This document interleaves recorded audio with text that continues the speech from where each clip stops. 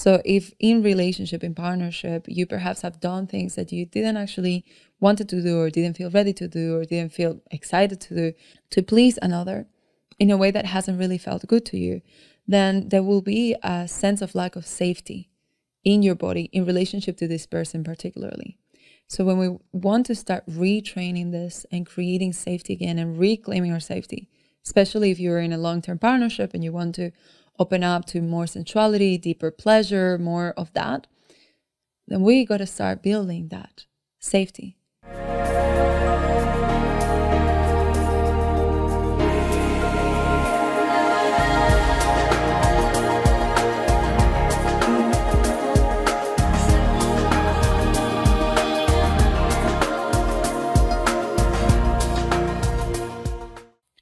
Today's episode is all about sensuality, how to reconnect with your sensuality and how to know yourself as a sensual being.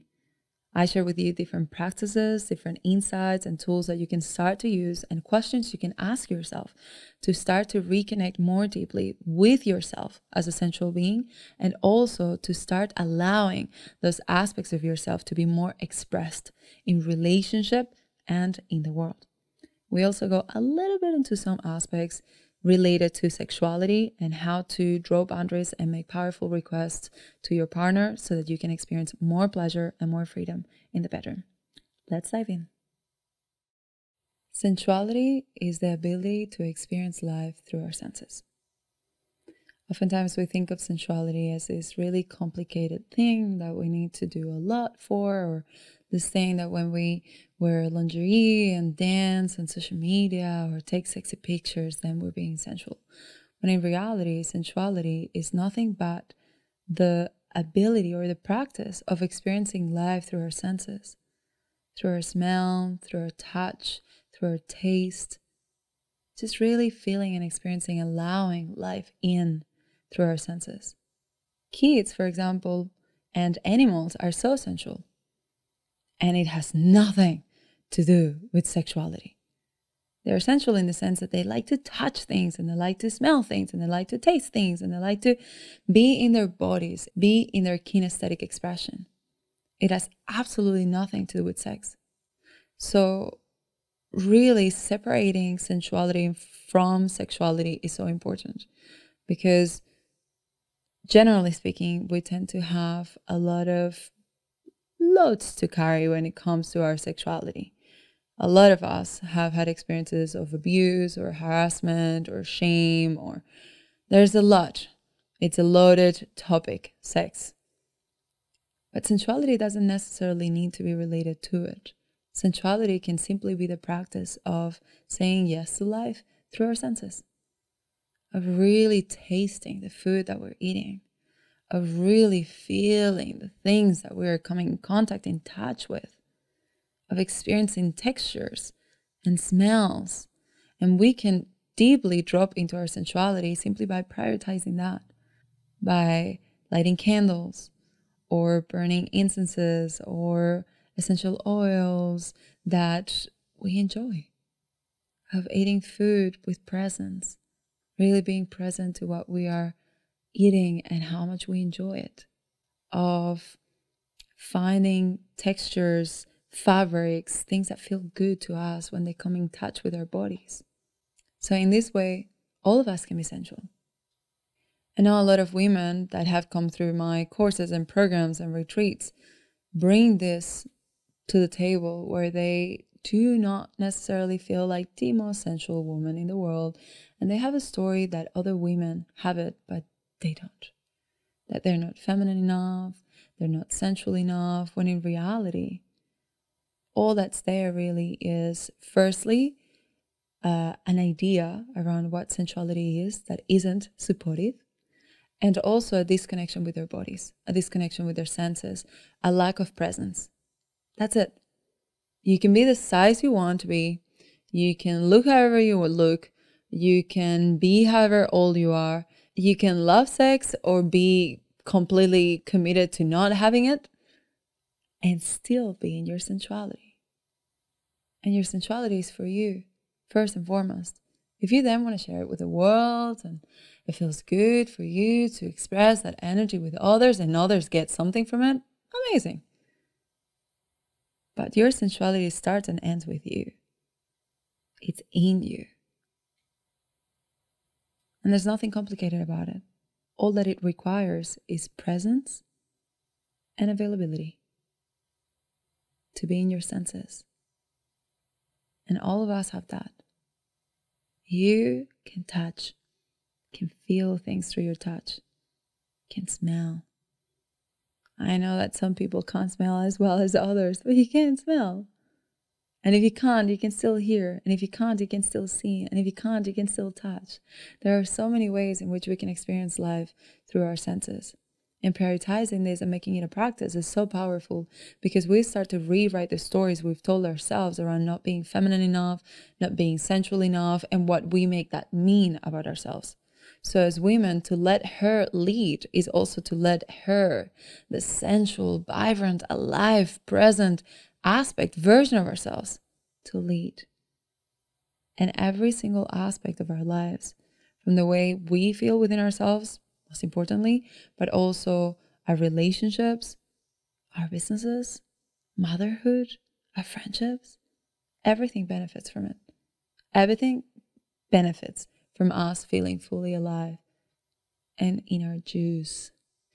So if you're wanting to dive deeper into this journey of expanding your awareness around your sensuality and practicing sensuality more, a practice, very simple practice that I recommend you doing is setting an alarm at least once a day for a sensuality practice. And this can be a 5-minute practice, it can be a 1-minute practice. And it can be anything from eating some berries or strawberries slow and fully feeling, or any fruit for that matter, fully feeling the juice of it, the taste of it. Eating some chocolate and fully tasting it, whatever it is. I like to think of berries and strawberries and things like that because they're juicy and I like them, but anything that you like. Eating absolutely anything with total presence. Really feel it. Feel the essence of it, whether it's juicy, whether it's crunchy, whether it's whatever, dry and salty, if that's what you're into. Just really feel fully the essence of this through your senses. It can be as simple as caressing your own hand and your arm. Just starting to touch yourself in this super innocent, super clean, super whatever. Not that touching yourself in other places isn't innocent and clean, but for those of you that might be a stretch for, start there. Just touch your hands. Slowly touch your hands. Maybe just take 2 fingers and just run them up and down through your arm. If you want to venture to other places, then go for it. But it can be as simple as that. Sometimes I just tickle myself in my face. Like I literally just will touch my face slowly and it tickles me and I enjoy it. And I just do it for the sake of it because it's enjoyable. Whatever it is that you want to do, whatever it is for you. But practice that, or light up something that smells good and just fully like, just be with it, be with the smells. Take life in through your senses. And as I said, this can be a 5-minute practice, it can be a 1-minute practice. Super simple, easy, done. But get into this practice of calling yourself back to presence and calling yourself back to your senses. Simply to receive life through your senses and drop into that and see how your idea and your experience of sensuality and of yourself as a sensual being can completely transform through this. Such a simple practice, but that's all it takes really. Then another thing that's really important, and this can relate to sensuality, could also relate to sexuality for sure.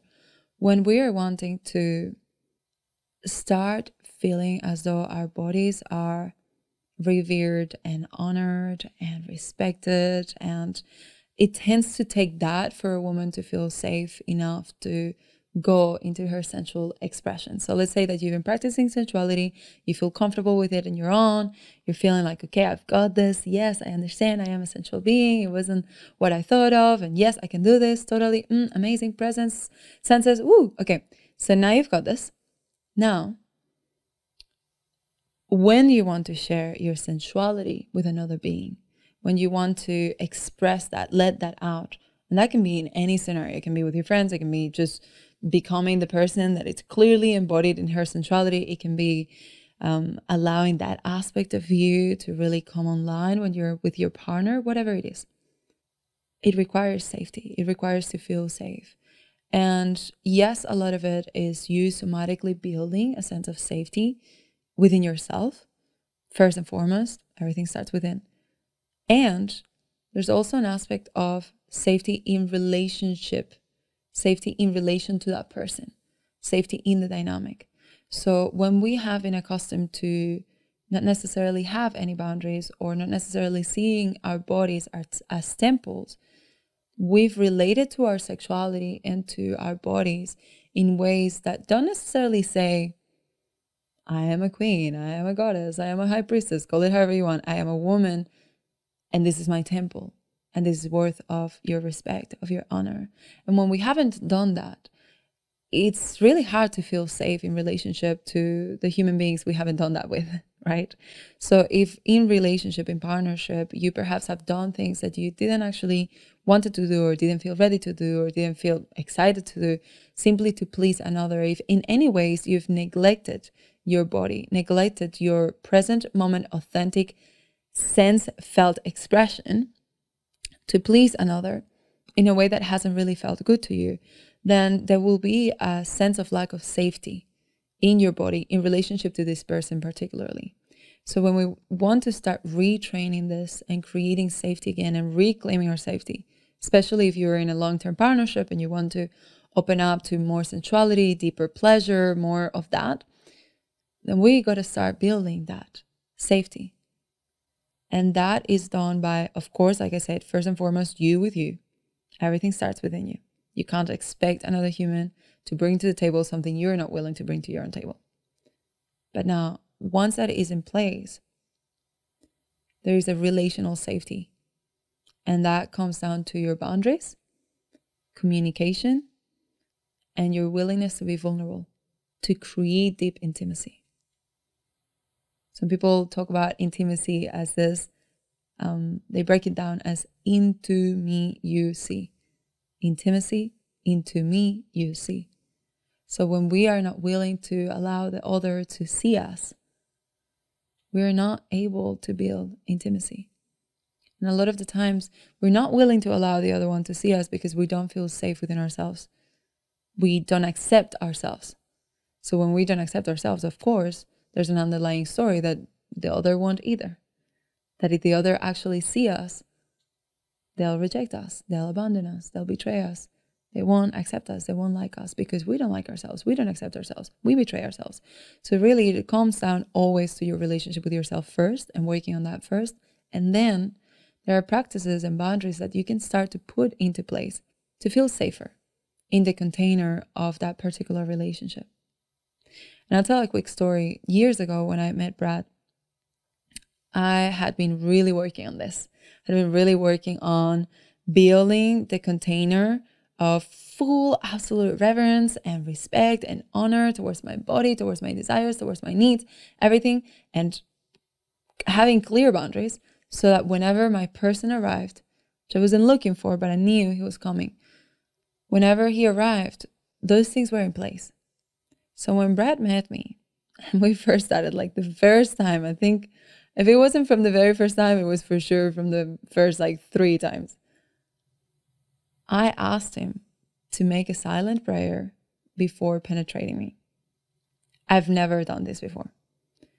But I literally was so connected to the idea and understanding that my body is a temple and that everything that enters into my field, everything that touches me energetically is impacting me.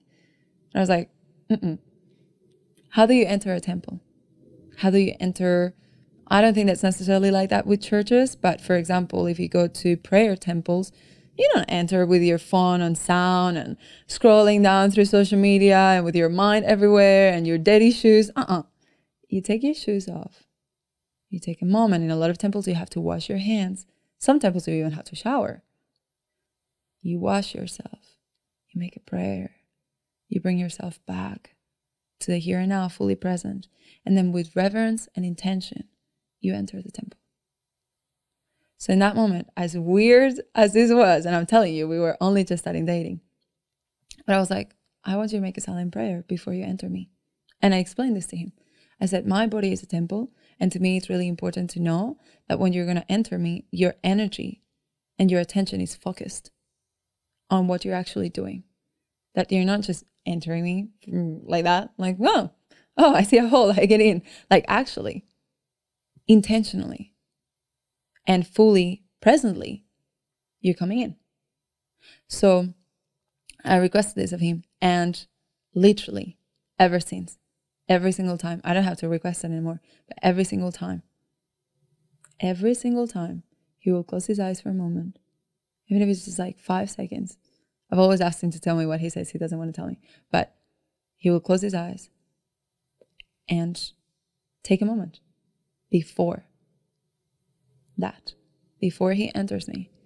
And the reason why I'm sharing this story is because for you, it might not need to be as dramatic as this. You know, you might not be aligned with this or wanting to ask your partner to make a prayer before he penetrates you every time. But this is just an example of many of how you can really be a stand for the fact that your body is a temple and that you deserve to have the experience that you feel is aligned with what you desire. If you desire safety, then how does that look like for you? If you desire intentionality, how does it look like for you? Because that's going to create a container where you feel safe to be seen, where the layers of shame and guilt and pain and hurt and fear that we all carry, and especially when we get into topics of like sexuality, we all carry so much of it in so many different ways. The more I coach people, the more I work with people, the more I realize how deeply wounded all of us are when it comes to our sexuality. So, and if you haven't been sexually harassed or abused or anything, it could be for anything. It could be maybe because at home sex wasn't a topic, so you didn't know anything about it, and then you had to find out how to do it. It might be because you started watching porn and got deeply conditioned around what sexuality is like and how it looks like and how it... There's so many reasons. It's such a taboo still nowadays topic in our society that we don't have the proper education and initiations and guidance into sacred, safe sexuality. Into sexuality that's actually pleasure-led and not goal-oriented. So when we start having these conversations, it's really important that you ask yourself, if you want to really create a container where your sensual self can come online, where you can fully allow all of you, the present, expanded, feeling version of you to be present, to come online, then what do you need? For me, it was something as simple as that. For whatever reason, that felt important to me years ago. And I love that it still happens. So what is it for you? Is a question for you to ask yourself. But find those things that will create that safety. For you might be, I want to have a relationship check-in once a month. For you might be, I want to have a relationship check-in once a week. And then I don't care. Do it however you want, at any point, at any moment, in any way. Fine. For you might be, I want to be able to look into each other's eyes before, like when we're starting, before we go any further. For you might be, I want to be able to share with you things that I'm resentful about, things that I haven't been able to voice. For you might be anything. A lot of the times, the things that we need in order to feel safe and more open sexually have nothing to do with our sexuality and everything to do with the dynamic in the relationship.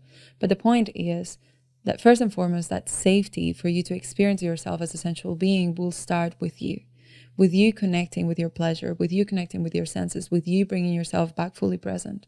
And then with you getting clear on what are some of the boundaries that you have or want to put into place so that you feel as honored and respected or revered or met with presence as you desire, so that you can open, so that you can explore more of your pleasure, transmute more of your shame. Because every single aspect of our traumas reflect in this way as well. So the shame that we carry and haven't dealt with, the fear that we carry and haven't dealt with, the hurt that we carry and haven't dealt with, this shows up through our sexuality as well. And this gets in the way of our presence as well. So whether we're talking about sexuality or sensuality, which, remember, separate things, they can come together and flow and play together, but they're separate things. Whether we're talking about one or the other, they both require that you feel safer in your body to meet more of life and meet more of yourself. So if you're wanting to bring more of this also in your relationships, find what those things are for you and have the courage to have those conversations with the people that matter most to you. Have those conversations. Identify your non-negotiables and get clear on this so that you can start voicing as well, especially in this case, if you have a sexual partner, someone that you're in relationship with, so that you can start voicing those things and feeling more aligned with what you actually desire, what actually works for you. Again, it might not be something as, before you enter the temple, you have to do this and that, but whatever it is for you, find what that is for you and commit deeper to this journey of radical self-reverence so that what you can bring to the world and lead by your example is that. And what you receive as feedback back from the world through your partner, your friendships, your relationships of all sorts, of all types, is reflecting back to you the exact same thing. That you are worthy of feeling safe, that you are worthy of experiencing life fully, that you are worthy of pleasure, that you are worthy of presence, that you are worthy of reverence, that you are worthy of honor, that you are worthy of respect. But as I said, it all starts within, first and foremost. So I would highly encourage you to take on these practices, to ask yourself those questions, write your answers down, and start getting curious around what and how that is for you. Sensuality is available to all of us. It is not something that just the special, extra feminine women can access. It is who you be. Women and men, children and animals, we're all sensual beings because we are sensual beings, because we experience life through our senses. So all it takes is for you to become fully present to this. I hope you enjoyed this episode and that it landed for you in a valuable way. If you want more of this content, be sure to subscribe so you get notified when new episodes are released. And since you're already here, if you want to leave us a rating and a review, that would be so deeply appreciated. You can also find me on Instagram at Sigrid Tasies for more free, transformational, and inspirational content. And if you want to receive updates on all of the different things, offers, events, free resources that we have for you, then come and join my inner circle. Go to sigridtasies.com/inner circle and subscribe over there. I will leave all of the links in the show notes for you, and I will connect with you on the next episode. Lots of love.